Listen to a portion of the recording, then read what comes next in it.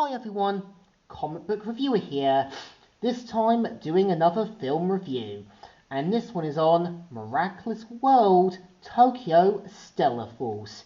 Now, as you know, Miraculous World Tokyo Stellar Force is meant to be a 2005 film, which of course was the fifth one in the Miraculous World film series. And the best way I can describe, obviously, Tokyo Stellar Force is that it's got an idea, but it's relying on a basic script.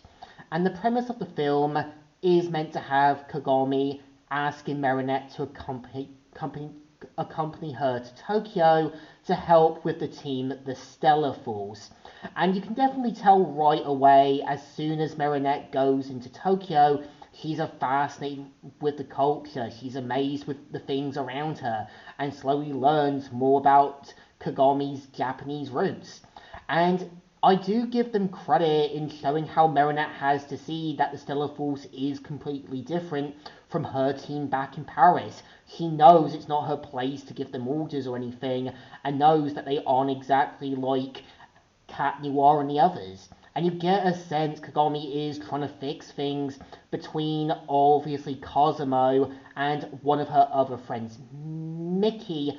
And the whole point of the film is about working in a team, a unit, and trying to kind of sort things out between people and things in the past. I think what the film is trying to do is go with this more Super Sentai-esque storyline, having a team of colourful heroes, having these sort of more over-the-top villains. But the problem with the main villains is when you've got the modeler, he doesn't feel relatable, he doesn't feel tragic, he doesn't have some backstory where we sympathise with him. He just comes off as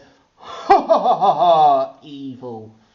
And I can kind of see what they were trying to do with the Stellar Force, using like a different sort of zodiac combination.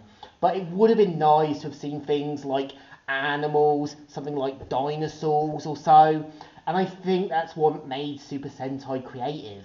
It knew how to do different themes, it knew what it had to adapt, and I think it makes sense.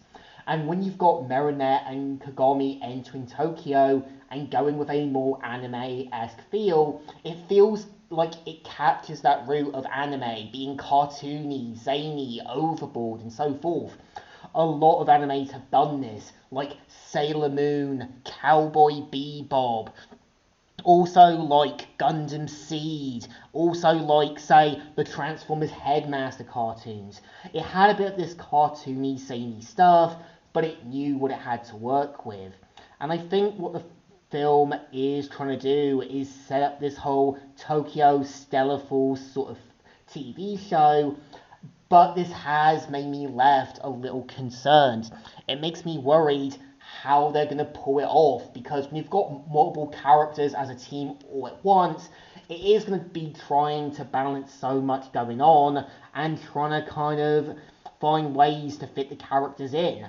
And this does remind me of how I think Cosmic Fury had to play it safe while using some stock footage from Kuyu Ranger, because having a team of 12 Rangers would have been a total nightmare and focusing on a lot of things going on. And I can see where, obviously, Cosmic Fury had to dial things back. And it's like what I've said before, Super Sentai got too gimmicky. And I'm worried that the Stellar Force could suffer similar problems and could suffer unnecessary consequences. I think, to me, Miraculous World Tokyo Stellar Force is an okay film.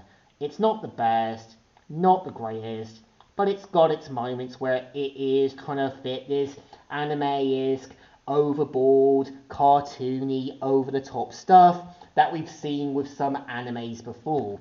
So it definitely deserves thumbs in the middle. Kind of alright, kind of okay, but there's there to be a anime-esque inspired sort of film, and just setting up another potential spin-off, which I am hoping doesn't suffer any unnecessary problems with its script, story, and character handling. So, Comic Reviewer here, signing out.